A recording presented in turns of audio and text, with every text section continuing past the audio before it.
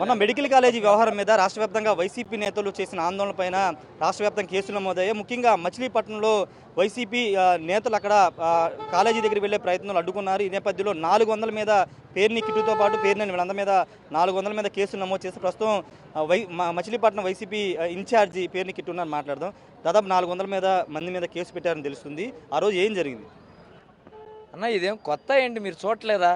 జనాలు ఈరోజు బాగాలేకపోయినా ఇప్పుడు నీ దగ్గరికి వచ్చింది, నీకు 2 పిల్లలు ఉన్నారు, నీకు తల్లికి వందనం రాలా, నువ్వు ఈరోజు సార్ నాకు ఈ ప్రభుత్వంలో తల్లికి వందనం రాలేదంటే నీ మీద కూడా కేసు పెడతారు. కాబట్టి కేసులు పెడతాం వీళ్ళకి అలవాటే. ఎవరు దడవరు. ఉన్న మెడికల్ కాలేజీ నువ్వు కట్టలేదు, నువ్వు తీసుకురాలేదు, నువ్వు శాంక్షన్ చేయలేదు. జగన్మోహన్ రెడ్డి గారి హయాంలో మా బందరకు మెడికల్ కాలేజ్ వచ్చింది. దాని ద్వారా పేద మధ్యతరగతి పిల్లలు డాక్టర్ అవుదామని ఎన్నో ఆశలతో అక్కడ చదువుకుంటున్నారు.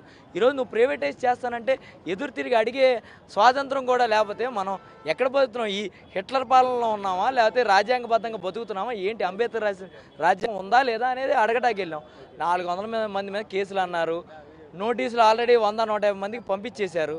పంపించినా నిన్ను ప్రశ్నిస్తాకి మేము ఎప్పుడూ రెడీగానే ఉంటాం. మేము జగన్మోహన్ రెడ్డి గారి మనుషులమయ్యా. మేము ఏ కేసులకి భయపడం, ఎప్పుడూ వస్తూనే ఉంటాం. ఇప్పుడు తాజాగా మీ అధినేత ఒక కొత్త కాన్సెప్ట్ తీసుకొచ్చారని తెలుస్తుంది.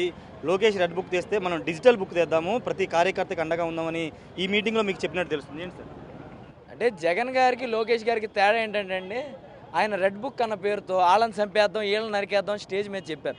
మాకు జగన్ గారు ఎక్కడ ఇట్లాంటి మాటలు చెప్పాల. ఆయన చెప్పింది ఒకటి, ఈ డిజిటల్ బుక్లో అధికారం ఉందన్న మతంతో అన్యాయంగా కార్యకర్త మీద కానీ లేదా నార్మల్ పీపుల్ మీద కానీ ఎవరైనా దాడి చేసినా, దాడులకు దిగినా, లేదా ఒక అధికారి తెలుగుదేశం ప్రభుత్వం మేము ఏమైనా చేయొచ్చని ఇబ్బంది పెడితే వాళ్ళందరి పేర్లు వాళ్ళు చేసిన సమస్యని ప్రూఫ్లతో సహా పెట్టండి, దాని మీద యాక్షన్ తీసుకుంటామని చెప్పారు. కానీ వీళ్ళని చంపేద్దాం, నరికేద్దాం, వీళ్ళని నరికితేనే నీ మీద కేసులు ఉంటేనే నీకు పదవులు వస్తాయని లోకేష్ లాగా ఎక్కడ తప్పుడుతనంగా మాట్లాడలేదు జగన్ గారు. క్లియర్గా మీకు అన్యాయం జరిగితే దాంట్లో మీరు దాన్ని పెడితే దాంట్లో స్టోర్ అయ్యి ఉంటుంది, దాని మీద యాక్షన్ తీసుకుంటాం అని చెప్పారు. అంటే ఒక ఇండైరెక్ట్ వార్నింగ్ ఇస్తున్నారా కూటమి వాళ్ళకి? అధికారంలోకి వచ్చిన తర్వాత ఏ ఒక్కరిని వదిలిపెట్టమనే ఉద్దేశంలోనే డిజిటల్ బుక్ తెచ్చారనుకో. ఇప్పుడు అదేదో సినిమాలో అమ్మ అంటే ఒక రకంగా ఉంటుంది, అమ్మ అంటే ఒక రకంగా ఉంటుంది అని చెప్తారు చూడండి. అట్లాగే ఇది మీరు ఎలా అర్థం చేసుకుంటే అట్లాగా. నువ్వు తప్పుడు పనులు చేసావంటే నీకు ఇది వార్నింగ్ లాగే ఉంటుంది. నువ్వు మంచి గుణంగా చూస్తే అబ్బో జగన్ గారు వాళ్ళ కార్యకర్తను బలోపేతం చేయడానికి వాళ్ళ కోసం మంచి చేస్తాకే చెప్తున్నాడు అన్నట్టు ఉంటుంది. మనం చూసే విధానం బట్టి ఉంటుంది.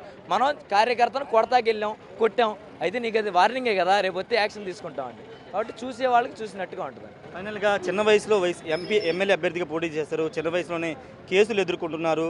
వెనక్కి తగ్గే అవకాశం ఉంటుందా, ముందుకు వెళ్ళే అవకాశం? ఏమో ముందరికి వెళ్తున్నాం కాబట్టి ఆయన మీటింగ్లకు వస్తున్నాం, లేకపోతే ఇంట్లో దాక్కునేవాడిని కదా. ఏముండదండి. జగన్మోహన్ రెడ్డి గారు నా వయసుకి ఆయన అవకాశం ఇవ్వడం అనేది నా అదృష్టంగా భావిస్తున్నా. ఎందుకంటే ప్రజాప్రతినిధిగా ఇంత చిన్న వయసులో రావడం అనేది నిజంగా ఎంతకుముందు కాంగ్రెస్ ప్రభుత్వం రావాలంటే చాలా కష్టాలతో ఉండేది. ఈరోజు జగన్మోహన్ రెడ్డి గారు నాకు అవకాశం ఇచ్చారు. ఈరోజు అవకాశం ఇచ్చాక నేను పారిపోయి ఇంట్లో దాక్కుంటే అసలు జగన్మోహన్ రెడ్డి గారు నాకు ఇచ్చిన అవకాశాన్ని నేను వినియోగపరుచుకున్నట్ట, లేకపోతే నేను పనికిరానని చెప్పినట్టే ఉంటుంది. కాబట్టి ఖచ్చితంగా నాలో ఊపిరున్నంత వరకు జగన్ గారి సీటు ఇచ్చినా ఇవ్వకపోయినా ఈ పార్టీ జెండా మోస్తూ కార్యకర్తలకు అండగా నా సాయశక్తిలో నిలబడతా ఉంటాను.